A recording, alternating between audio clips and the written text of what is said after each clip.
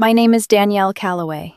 I'm 41 years old, and the strange thing about the moment a relationship actually breaks is that it almost never announces itself. There's no music, no raised voices, no dramatic pause where your body understands before your mind does. Sometimes, it starts in something as ordinary as a conversation you don't even remember clearly later, or a feeling you can't quite name. 3 weeks ago, I still believed I was building a future with a man named Warren Calloway. But that's not the honest version. The honest version is this. 3 weeks ago, I still believed he was building one with me.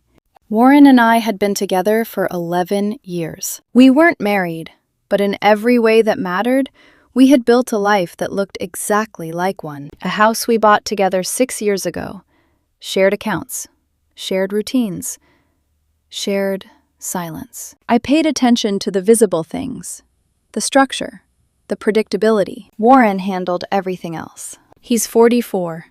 He works in data architecture, designing systems that manage sensitive information. Systems that don't fail unless something inside them breaks. I used to admire that about him. Later, I started calling it boring. Not out loud. Never out loud. But in my head, the word showed up more often than I like to admit. Boring. Predictable. Safe in a way that felt less like comfort and more like a ceiling slowly lowering. I didn't realize then how dangerous that thought was, or how wrong.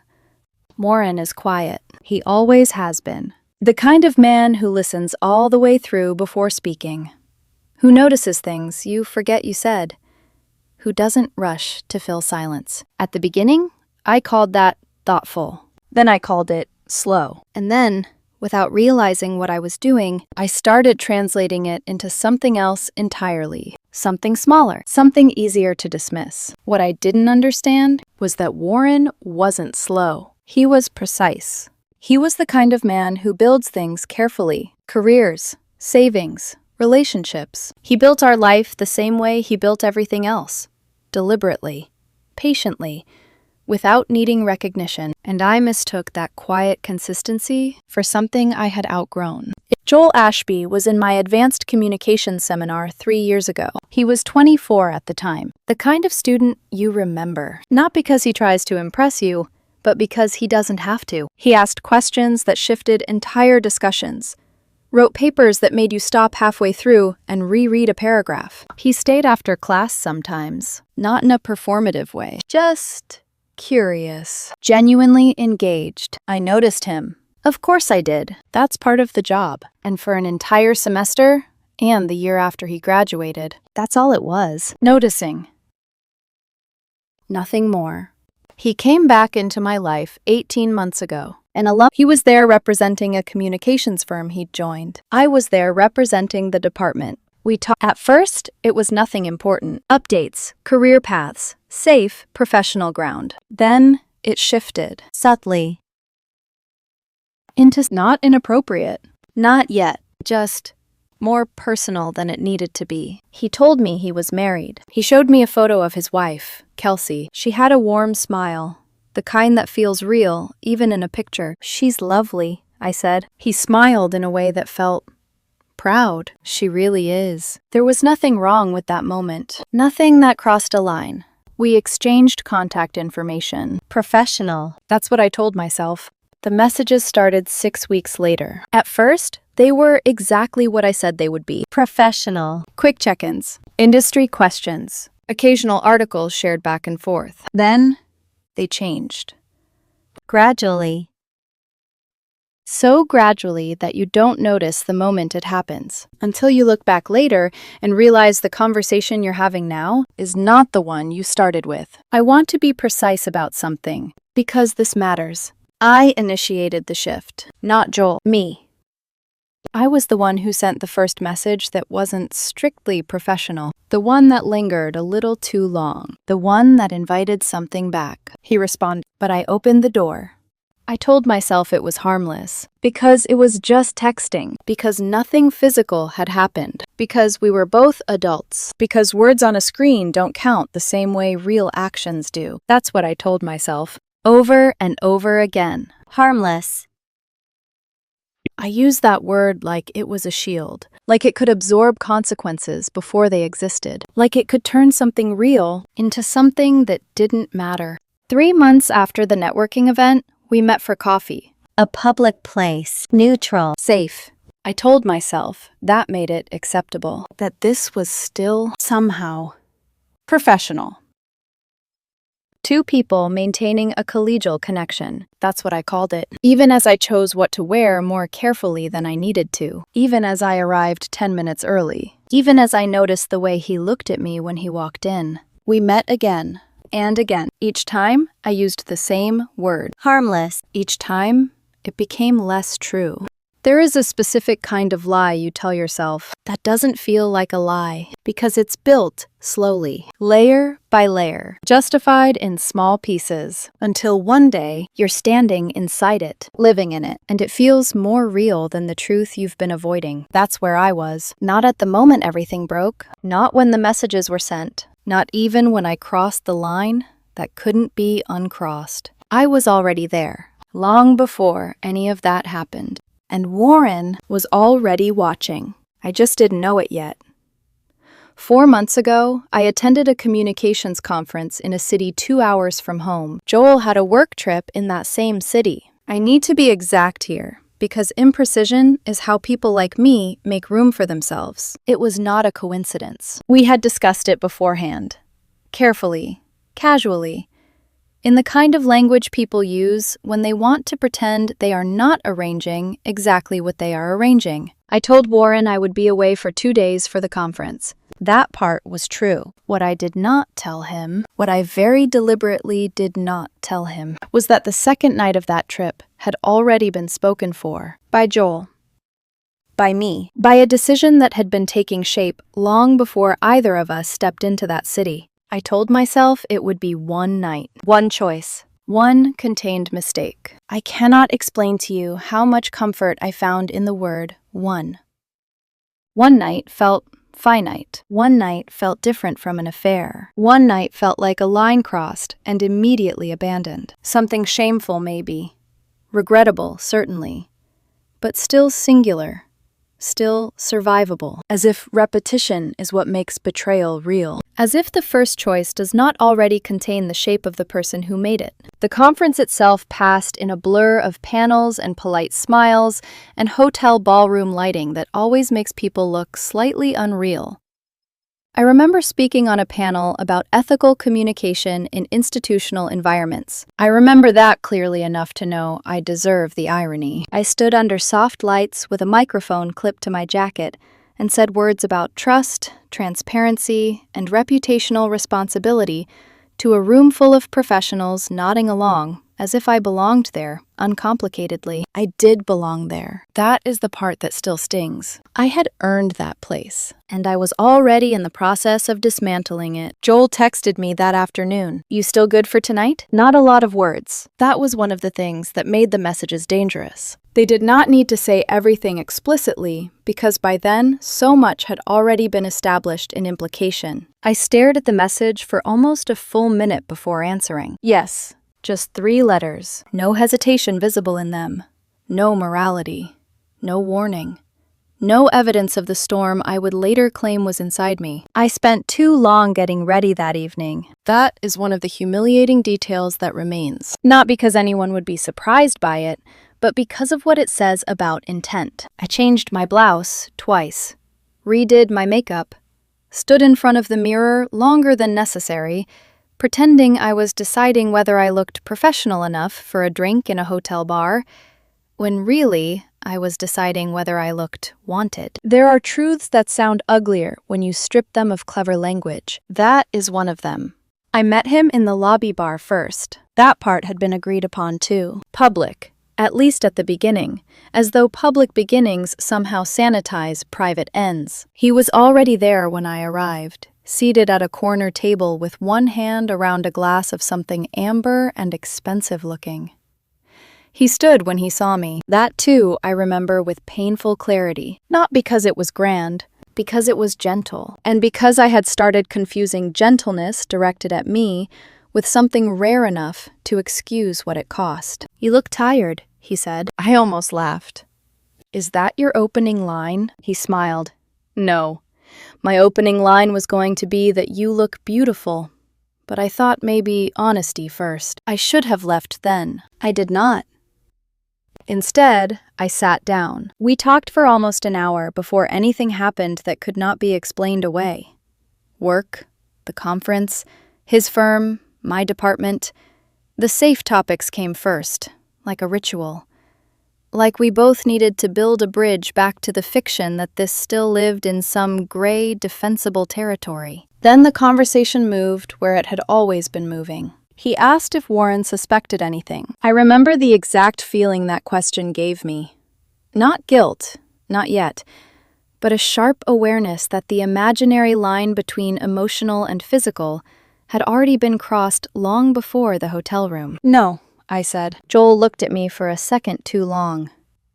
"You sound disappointed by that." "I sound tired," I said. But the truth was uglier than that, too. I had begun to resent Warren for not interrupting a betrayal he had not yet announced he could see. I thought his quiet meant absence. I thought if he loved me with urgency, with fire, with the dramatic instinct to fight for possession, I might have snapped back to myself sooner. That was another lie. A cruel one. Warren was loving me in the way he always had, by staying steady, by staying present, by continuing to inhabit the life we had built with both hands, even while, as I understand now, he was gathering evidence that I was no longer doing the same. Joel leaned back in his chair and looked at me in that direct way he had, the one that once felt intellectual and later felt personal.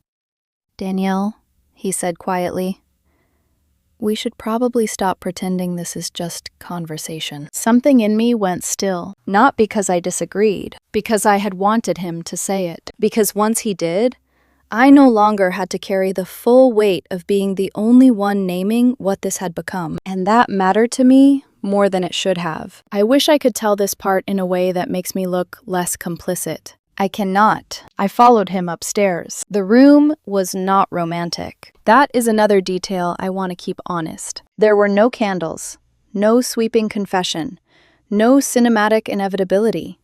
Just hotel air conditioning that was slightly too cold, a suitcase half-zipped on a luggage stand, a city view through sealed glass, and two adults standing in the middle of a room they had already mentally entered long before the keycard opened the door. What happened between us that night is not something I need to dress up with explicit detail to make its weight understood. What matters is not the physical sequence. What matters is that I crossed the line fully, knowingly, without coercion, without confusion, without alcohol as an excuse, without any of the narratives people reach for when they want to dilute their own agency. I was not confused. I was not manipulated. I was not swept away by something uncontrollable. I made a choice. More than one, really. Every mile to that city.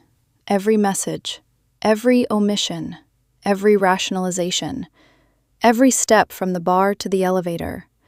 Every second I remained in that room after I could still have left. Afterward, the room changed. That happens faster than people admit. Before, it was charged with possibility. After, it became ordinary in the saddest way. A room with sheets wrinkled by consequences, and two people forced back into themselves. Joel lay beside me for a while, with one arm over his eyes. I sat up first, not because I was morally awakened, because the silence after felt larger than I had expected. He turned his head toward me. "You okay?" That question almost offended me, not because it was cruel, because it was too small for the thing we had just done. "Are you?" I asked. He gave a humorless smile. "I don't know." Neither did I. And yet even then, even sitting in that room with the proof of my own choices all around me, I was still searching for language that would make it manageable. One time, a mistake, an exception, something sealed inside four walls. Joel reached for my hand. "We don't have to make this into something bigger than it was." I remember looking at him then and thinking that he had handed me exactly what I wanted. Not a future. Permission to keep the act and discard the meaning. Permission to believe that what had happened could exist without demanding a restructuring of anyone's life. I took that permission eagerly. Yes, I said. Exactly. Exactly. I said it like relief. I said it like agreement. I said it because I was terrified of the alternative. The next morning, I attended the first panel of the day, with a coffee in one hand and nausea sitting like metal under my ribs. No one looking at me would have known. That was one of the most dangerous parts of the whole thing, how normal I could still appear. I shook hands, took notes, smiled at colleagues, answered a question after a session about communication ethics with what I am sure now must have been an almost supernatural level of hypocrisy. Then I returned home. Warren kissed my cheek when I walked into the kitchen that evening. He was making dinner. I still think about that moment more than I think about the hotel room. Not because the hotel room mattered less, because the kitchen did. Because Warren turned toward me with a wooden spoon in his hand and asked, "How was the conference?" And I answered him. I lied with a face he had trusted for 11 years. "It was good," I said. "Exhausting, but good." He nodded. "You want to eat now or shower first?" That was Warren. No accusation, no performance, no dramatic scanning of my expression for guilt. Just care. Routine. An ordinary question inside an ordinary life. And I remember standing there, looking at him, and feeling something flicker in me that might have been shame if I had let it grow. Instead, I stepped around it. "Shower first," I said. "Okay," he said. "I'll keep this warm." I went upstairs and stood under hot water long enough for the bathroom mirror to fog completely. I told myself I could leave it there, in that city, in that room, in that one night. I told myself the story was over. It was not over, because afterward came the messages. And the messages are, in some ways, the truest evidence of who I was then. Not because they were explicit, though some of them were. Because of the emotional carelessness in them, the vanity, the relief, the way I wrote as if privacy were permanent, as if screens absorb shame instead of preserving it. Joel texted me 2 days later. "I can still feel your perfume on my jacket. I should have ignored it." I did not. Instead, I replied with something flirtatious, then bolder, then more revealing than anything I would ever have said aloud in daylight. I described what I remembered, what I had liked, what I had felt. And because I was still clinging to the fiction that language is lighter than action, I wrote things that made the night feel almost elegant in retrospect. That is one of the hardest parts to live with now. Not just that I did it, that I narrated it back to myself as something worth preserving. The messages became a private chamber where I could re-enter the experience without having to confront the larger truth of it. Joel followed my lead. That matters too. He did not drag me into emotional intimacy I did not want, but I was the one who made room for it. I was the one who fed it. I was the one who kept translating guilt into appetite, and appetite into language, and language into something I could pretend was still somehow separate from destruction. Meanwhile, Warren remained Warren. He went to work, paid bills, asked whether I wanted to visit my sister that weekend, replaced the flickering light in the upstairs hallway because I had mentioned it twice and forgotten it both times, brought me tea one night when I was grading papers on the couch, and rubbed the back of my neck without saying much. Normal things, small things. The kind of love that does not know it is competing with fantasy, because it does not believe love is a competition in the first place. And God, this is ugly to say plainly, but plainness is all that's worth anything now. I began to experience his steadiness as a kind of accusation, not because he accused me, because he didn't, because his goodness made me feel visible in ways excitement never had. With Joel, I could be reduced to appetite, to attention, to the suspended world of stolen messages and hotel room unreality. With Warren, I was still a full person in a full life, and that required more from me than I wanted to give. So I turned him into a symbol. Predictable, safe, dull.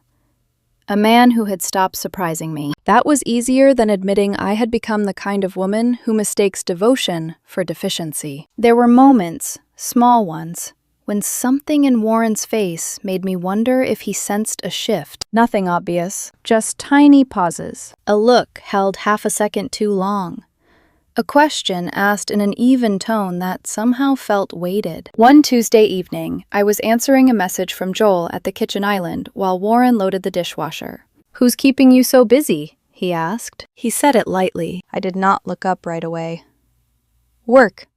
When I finally glanced at him, he was fitting a plate into the rack with the precise calm he brought to everything. He said.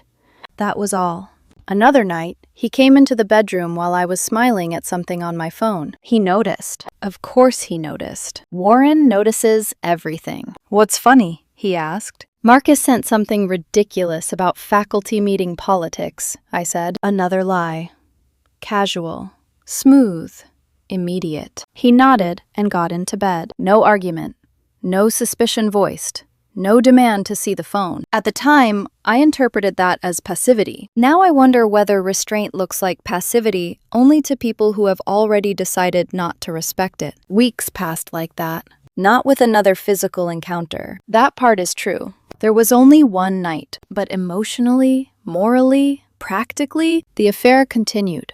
It continued in messages, in anticipation, in secrecy, in the reorganization of my emotional energy, away from the life I had, and toward the life I pretended I could visit, without consequence. Sometimes, Joel pushed gently at the edges of what we were doing. "Do you ever think about what happens if Warren finds out?" I remember answering that one from my office after office hours, with late afternoon light on the bookshelves and 2 student papers waiting to be graded beside my laptop. No, he trusts me. Even now, I can barely bear the sentence. Because trust was not protecting me. Trust was the thing I was actively spending. Joel wrote back after a minute. "Kelsey trusts me too." That should have stopped me cold. It should have split something open. Instead, I stared at the screen, felt a brief, ugly pulse of guilt, and then did what selfish people do when reality intrudes on appetite. I reduced it. I made it abstract. I told myself we were not leaving our partners. We were not building a second life. We were not in love. Therefore, the damage remained theoretical, avoidable, containable. I typed, "That's why this can't happen again." A mature sentence. A sensible sentence.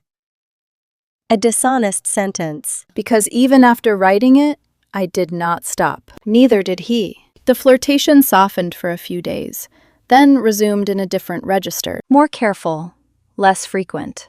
Still there. That is the problem with crossing a line. You do not return to innocence just because you stop using the same words. The structure has already changed. I think now of Warren moving through those same weeks, making coffee, going to work, asking about my day. Perhaps already reading what I wrote when I was not in the room. Perhaps already building, quietly, patiently, a response I was too arrogant to imagine. At the time, I still thought I understood him. I thought if Warren ever discovered the truth, he would confront me immediately, raise his voice maybe, demand answers, break something. Cry, something dramatic enough to make the betrayal feel balanced by reaction. But Warren was never dramatic. He was deliberate. And while I was still telling myself one night was not a pattern, while I was still typing words into a screen and calling them harmless because they happened in private, he may already have been deciding the exact hour my life would split in two. I did not know that yet. I still had my job, my house, my relationship, my reputation, my routines. I still believed consequences were things that happened loudly enough for you to hear them coming. I was wrong. They were already moving toward me in perfect silence. The morning everything broke did not feel like a beginning. It felt like an ending that had already happened somewhere else and was only just arriving to me. I woke up to quiet. Not the soft, familiar quiet of a house that hasn't fully come alive yet, but something more complete. Sealed. Final. Warren's side of the bed was empty. That wasn't unusual. He sometimes woke earlier than I did. What was unusual was the way the bed was made. Not hurried, not half done. Precise. The sheet pulled tight, the pillow aligned. The kind of careful order that belongs to someone who has already decided something and is making sure nothing is left unfinished. I sat up slowly. There was a strange, thin feeling in my chest. Not panic. Not yet. Just awareness. I went downstairs. The kitchen was clean. Too clean. Warren's coffee mug sat in the drying rack, turned upside down, exactly where he always placed it after washing it. He had made coffee. He had washed the mug. He had left. Everything in that sequence was normal, and yet the order of it felt wrong, like a ritual performed with intention. My phone was on the nightstand when I came back upstairs. I hadn't checked it yet. I picked it up. There was a message from a number I didn't recognize. No name, just digits. The message read, "This is Kelsey Ashby. I think you know why I'm contacting you." I sat down on the edge of the bed. I read it again, then again. Each time, the words rearranged themselves into something heavier, something undeniable, something that collapsed the space between what I had done and what I had told myself it meant.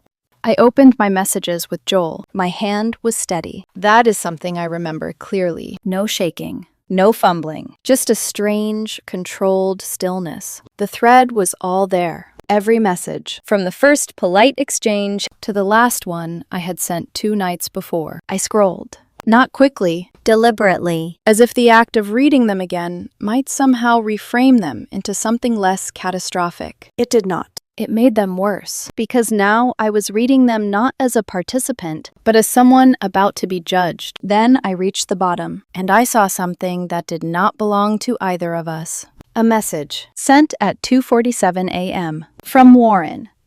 "This is Warren Calloway, Danielle's partner. I am forwarding this conversation to you in its entirety. I believe you have a right to know what your boyfriend has been doing. I am sorry for the pain this causes. It is not your fault, and it is not my intention to harm you." I stared at it. The timestamp, 2:47 a.m., while I was asleep, while I was still living inside a version of my life that had not yet been dismantled, while he was somewhere in this house, reading everything, deciding everything, executing everything. "I am sorry for the pain this causes." That line repeated in my head. Not to me, to her. To Kelsey, at 2:47 in the morning. While I was asleep in a bed he had already mentally left. I called him. Straight to voicemail. I called again. Same result. I typed, "Warren, please call me. I need to talk to you. I need to explain." The message felt small, even as I sent it. Insufficient. Desperate. It sat there for less than a minute before he responded. One message. Only one. "There's nothing to explain, Danielle." I read the conversation. "I understand what happened. I'm not interested in an explanation. I've asked Vivian to handle the process from here. Please direct any communication to her." Vivian. A name I had never heard before. A name that arrived fully formed, like everything else that morning. Prepared. Prearranged. Already in motion. I didn't cry. That surprises people when I say it, but it's true. There was no immediate collapse, no breakdown, just a narrowing of reality, a sense that everything had suddenly become very, very clear and very, very irreversible. I found out who Vivian Marsh was within the hour. A family law attorney, 17 years of experience. Efficient. Precise. Expensive. Warren had contacted her 3 weeks earlier. 3 weeks. That number lodged itself somewhere deep and difficult to reach. 3 weeks of dinners, conversations, shared space. 3 weeks of him knowing and not saying anything. My phone rang at 8:43 a.m. The university. The dean's office assistant. "Dr. Calloway, Dean Harrington would like to meet with you at your earliest convenience today." Her voice was polite. Neutral. But there was something underneath it, something that told me this was not routine. "Can I ask what this is regarding?" I said. A pause. "I believe the dean would prefer to discuss that in person."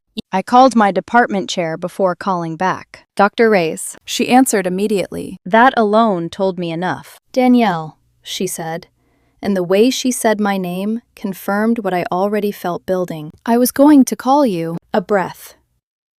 There's been a complaint filed with the Title IX office this morning. The words landed, one at a time, Carefully. like they had already been rehearsed. Danielle, were you in a relationship with a former student? I swallowed. He graduated 3 years ago. Silence. Then, he was your student. Former, I said quickly. He was no longer enrolled. Danielle, her voice changed, not unkind, but firm, grounded in something larger than either of us. The Title IX office is going to want to speak with you. The dean is going to want to speak with you. You need to get an attorney before either of those conversations happen. I tried again. It was after he graduated. He's 27. He's a professional. There was no... Danielle. This time, she didn't let me finish. Get an attorney. A pause. I'm telling you this as someone who has worked with you for 9 years. Get an attorney before you speak to anyone. Then she hung up. I sat in my car in the driveway for a long time after that. The house behind me, the life inside it, already altered in ways I had not yet fully mapped. I tried to build a structure in my mind that would make this manageable. Joel was a former student, 3 years removed. No active academic relationship, no advising role, no institutional authority at the time. These facts mattered. Legally, they mattered. I clung to that. I still do. But what I did not understand then, what I understand now, is that legal significance and institutional perception are not the same thing. Universities do not operate solely on what is technically allowed. They operate on what can be interpreted as an abuse of power. And professor and former student, even years apart, do not exist in a vacuum. I called an attorney. Sable. My sister had recommended her once. Described her as formidably precise. That turned out to be an understatement. She listened to 30 seconds of my explanation and cut me off. Stop talking, she said. Come to my office. Do not speak to the dean. Do not speak to Title IX. Do not speak to your department. Do not speak to Joel. Do not speak to anyone until you are sitting across from me. I went. Of course I went. She listened for 40 minutes without interrupting. Then she asked questions. Direct. Targeted. Uncomfortable. Then she leaned back slightly and said, "You have a complicated situation." A pause. Not impossible, but complicated. I waited. She continued, "The former student aspect is your primary exposure. The institution will argue power dynamics regardless of the timeline." I nodded. She went on. The explicit nature of the messages creates a secondary exposure, especially since they've been submitted as part of a formal complaint. My stomach dropped. Kelsey filed a complaint? Sable met my eyes. Someone filed a complaint this morning. The complaint includes copies of your message thread. She paused. It appears your partner forwarded the messages to the student's girlfriend, who then forwarded them to the Title IX office. I sat there, trying to hold the full shape of that. The sequence, the precision, the inevitability. Sable tapped her pen once against her notebook. Your partner acted with considerable foresight. I let out something that might have been a laugh. He contacted a lawyer 3 weeks ago. Sable didn't react. Then he's been preparing for this longer than that, she said calmly. She looked at her notes. When did you enable message backup sharing on your phone plan? I froze. 3 years ago. I enabled it when I lost a phone. Family plan backup. She nodded once. So he potentially had access to every message from the beginning. Yes. She held my gaze. Danielle, your partner watched this unfold in real time. The words settled slowly, like dust after something collapses. And he chose this moment, she continued, with the specificity of someone who knew exactly what outcome he wanted. I thought of Warren then, not the version of him I had been living with, the one I had labeled Predictable. safe, Boring.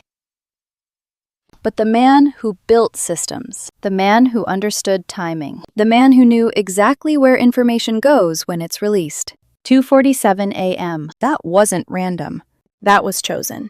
By 9 a.m., my department knew. By 9:30, The dean's office had called again. By 10:15, a colleague texted, "Danielle, I don't know what's happening, but people are talking.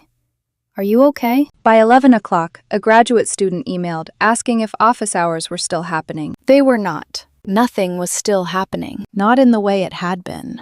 My life didn't explode. It reorganized. Around a truth I had spent months minimizing. Around a set of choices I had called harmless. Around a man I had misunderstood so completely that I didn't recognize the system I was living inside until it activated.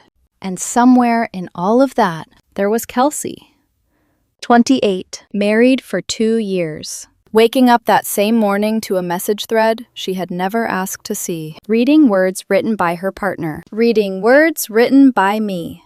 Reading the version of her life that existed outside her knowledge. She had done nothing, and she lost the most. I have not contacted her. I am not allowed to. Sable made that very clear. Anything I say could be interpreted as influence. Anything I say could make this worse. So I stay silent. But I think about her more than I think about Joelle, more than I think about the university, more than I even think about Warren sometimes, because she was not part of the choice. She was inside the consequence. Warren filed for separation that same afternoon, 3:14 p.m. Paperwork ready, everything aligned, executed. Clean. Efficient. Final. I did not understand I was living inside a system he had built until it closed around me. The house is still mine, at least for now. That's what Sable negotiated. Temporary occupancy during proceedings. 3 bedrooms. The one Warren and I bought 6 years ago when everything still felt like a beginning, instead of something we would one day inventory. His office is still intact. His books line the shelves in the same precise order he always kept them. Systems design, data security, architecture theory. The titles feel different now, less abstract, more like documentation of a mindset I underestimated. His coffee mug is still in the drying rack. I haven't moved it. I don't know if that's grief or denial, or something more technical, like refusing to alter a dataset before you fully examined it. I move through the house carefully, as if anything I change too quickly might erase evidence of what this life used to be, or worse. What I failed to see while I was living inside it. The Title IX meeting happened 8 days after that Thursday. Sable sat beside me. 3 hours. Recorded. Structured. Controlled. The coordinator asked questions with the kind of neutrality that is not unkind, but not forgiving either. Dates, timelines, nature of the relationship, initiation, communication. I answered precisely. There was no point in anything else. Sable intervened when needed, redirecting, clarifying, limiting. Afterward, she didn't soften the reality. The institution will find a policy violation, she said. Not might. Will. The question is the severity of the consequence. I asked her if it mattered that Joel had graduated 3 years ago. It helps, she said. But it doesn't erase the power dynamic, not in their framework. And the messages? She didn't hesitate. They hurt you.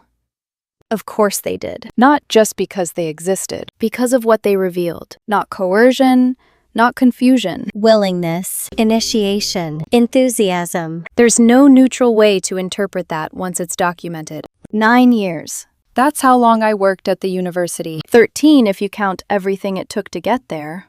Undergraduate, doctorate, the years of building something from nothing. A curriculum I designed from scratch. A teaching award in my 4th year. Students who came back to tell me my class mattered. Office hours I never canceled. All of that now sits under review. Reduced to a question, did you violate policy? And beneath that, do we still trust you here? I don't ask for sympathy about that. I won't. Because this is the part people like me try to soften. We point to everything we built. We list our credentials. We remind people we were good at what we did. And all of that can be true, while also being irrelevant to the moment that defines the outcome. I built something real, and I made choices that put it at risk. Both things exist at the same time. Joel is no longer part of my life. Not directly. His attorney contacted Sable within 48 hours of the complaint. Everything now passes through them. I don't know where he is. I don't know what he's telling Kelsey. I don't know if their marriage is holding or collapsing or suspended somewhere in between. And I don't ask. It's not mine to ask. That's one of the boundaries I understand clearly now. Too late to apply it where it mattered most. Kelsey. I still think about her. More than anyone else in this story. She woke up to the truth without warning, without context, without choice. She read everything. The messages, the descriptions, the tone. She saw the version of her relationship that existed outside her awareness. And then, she had to decide what to do with that. She filed the complaint. I understand why. People want to say it's revenge, or anger, or punishment. But it's something simpler than that. It's a need to place the damage somewhere visible. To say, this happened. It matters. It has consequences. The institution was a place she could send it, so she did. Warren. Everything with him goes through Vivian Marsh. Efficient. Direct.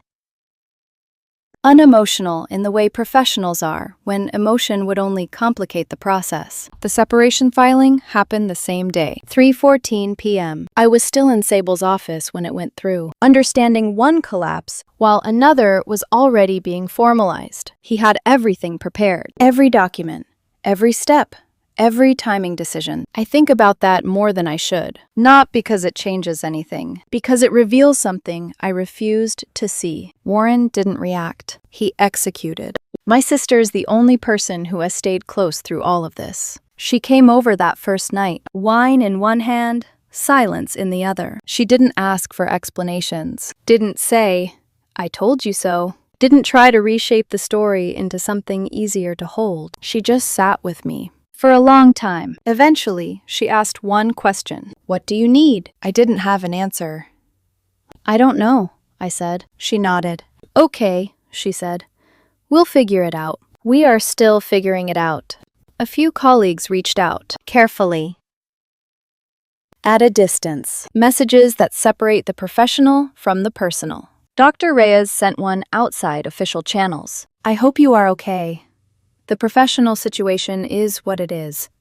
As a person, I'm sorry for what you're going through. I've read that message more times than I can count, because it does something rare. It acknowledges consequence, without stripping away humanity. Most others have gone quiet. I don't blame them. Reputation is fragile. Association carries risk, and I am, at the moment, a risk. I think about Warren often, not the morning he left, not the message he sent, but the weeks before, him sitting in his office, Reading. watching, Understanding. saying nothing, continuing to move through our shared life as if it were intact, while quietly preparing for the moment it wouldn't be. I used to think silence meant absence. Now I understand it can mean concentration. Construction. Decision. He didn't explode. He built A system. one that activated at exactly the moment he chose. 2:47 a.m. By 9 a.m., my department knew. By afternoon, legal processes were in motion. By evening, my life had a different structure. That kind of precision doesn't come from impulse. It comes from clarity. I thought I understood him. I thought I had categorized him. Predictable. Safe. Boring. I understand now that what I called boring was discipline. Attention, commitment without performance, the kind of love that does not demand to be noticed, and therefore is easy to overlook. And me? I was the variable, the unpredictable element inside a system that had been carefully built. I introduced instability. I created risk. I generated the data that allowed the system to respond. I wrote the messages. I crossed the line. I told myself it was harmless. That word, I return to it often, because it's the clearest example of how completely I misunderstood what I was doing. Harmless. As if intention determines outcome, as if secrecy neutralizes impact, as if something only becomes real when it is discovered. There is no version of this story, not one, where that word was ever true. I can't undo the messages. I can't undo that night. I can't undo the 11 years I failed to see clearly enough. I can't undo what Kelsey read, or what Warren understood long before I did. What I can do is be precise about what happened, about what it cost. An 11-year relationship with a man who showed up every day without needing recognition. A career built over 13 years. A reputation that existed because people trusted me in ways I did not protect. A network that has mostly gone quiet. A version of myself that believed she understood the difference between harmless and destructive. I live now in a house with a coffee mug in the drying rack. An attorney who charges by the hour. A process that will decide what remains of my professional life. And the knowledge that the moment everything changed did not feel dramatic at all. It felt quiet. Precise. Final. It is too late for knowing to fix anything, but it is not too late for honesty. That is all I have left that feels intact. So that is what I am giving. Because I called it harmless. And there is no version of this story where that word survives the truth.